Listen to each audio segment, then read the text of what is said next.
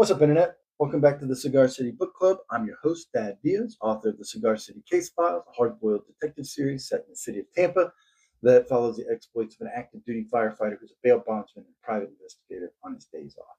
Today, we're going to talk about one of my favorite, or my very favorite, Phillip Marlowe story novel, and that is Lady in the Lake. I like it for a number of reasons we'll talk about in a minute, but basically it tells a story of when a wealthy businessman hires Phillip Marlowe to find his missing wife, and it quickly becomes something much more complicated when one lady is found in the lake, and another lady is in the wind, and several people seem determined to prevent Marlowe from finding out the truth. Um, I think in this particular case, one of the things you always have to start with in any good story is characters, and the characters in this story are fantastic. Um, you get this rural sheriff, and I think that's really what I like. We'll talk about it later. It's a contrast between the rural and the city. We'll get there, but it's a rural sheriff who's like a lot of times he's a little slower. He's a little he seems a little more out of step, but he's got a little more going on than appears on the surface. And I think he's great.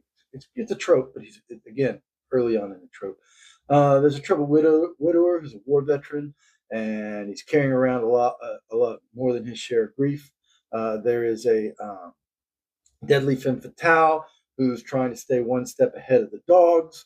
And there's this Bay City cop who is he's caught up in some mistakes from his past, and he's trying to work his way out of that. So all of these characters are really interesting. They all feel like they had lives before they met Marlowe, and they're not just chess pieces being moved around on the board to give Marlowe clues and all that stuff. They feel their histories feel very real. Their weaknesses and their bad decisions help to change the maze as Marlowe's walking through it. So it's a very uh, the book feels very alive, thanks largely because of the characters. And we'll get to the setting in a minute. But the more Marlowe digs, the more the more the mystery changes shape, right? Which is the hallmark of a good mystery. And every answer leads to another question, and everyone's hiding something. It's all kinds of, I wouldn't call them B plots, but there's all kinds of stuff happening in the background that makes sense once you figure it all out. But these twists and turns and false leads and blind alleys, they keep Marlowe and the reader off balance in a way that just it really works. As soon as you think you got a handle on where this is going, maybe I don't. But again, I've said it a bunch of times. My favorite aspect of this, outside of the twist, which is really good, is the shifting setting. I love the way that Chandler contrasts the city and the mountains, and it's great to see Marlowe moving back and forth between his native city and going out into the country. And I think a lesser writer would have probably focused mainly on the scenery and the change in atmosphere, and there's definitely all of that stuff in it. But Chandler also focuses on the people and the culture and the things that are different in the country. Country folk, again, kind of like the sheriff, this is kind of way to think that because they live a little more simply, they're simpletons. That would be a very dangerous thing to think. Uh, they have their secrets, and there's a way to get them to talk, and you're gonna mess things up if you do that wrong. if you go about that the wrong way. On the city, on the other hand, he spends plenty of time in the city, especially Bay City, which I think is supposed to be San Diego. I don't know why you ever changed that name. I think that's what Bay City is supposed to be. But anyway, he goes to Bay City, and he he runs afoul of the cops there. He gets into a lot of trouble, and they can be reasoned with. Um, Sometimes it's a little, you know what I'm saying, little grease to get the action going. But that's very city. Like Marlowe's very good at that.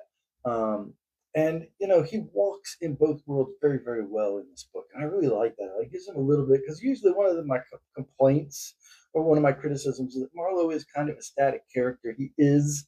So it's nice to see him at least stretch his legs and get out of his environment and operate in a little bit of a different place. So it's good to see him deal differently with the country folk than he normally does the city folk, and to see that he steps into that role very, very well. It's not true character development, but I do like it. It does at least uh, gives me a skill set I haven't seen in him before. But The Lady in the Lake has everything I want from a classic hard-boiled mystery. It has great characters, sharp dialogues, complex mystery. The solution will change the way you see the book once you see it. But I think it's the movement between contrasting settings that gives this one its identity. Um, Chandler understood that setting isn't just place, it's the people who live there, the secrets that they're willing to protect. And he handles that very, very well in this book. And so, if you like Philip Marlowe or classic detective stories with plenty of twists and blind alleys, The Lady in the Lake is absolutely worth the read. Um, I loved it, and I highly recommend it. So, what is your favorite Raymond Chandler book? Have you read any? Do you like them? If not, who do you like? Leave it in the comments. We'll talk about it. Talk to you later. Bye.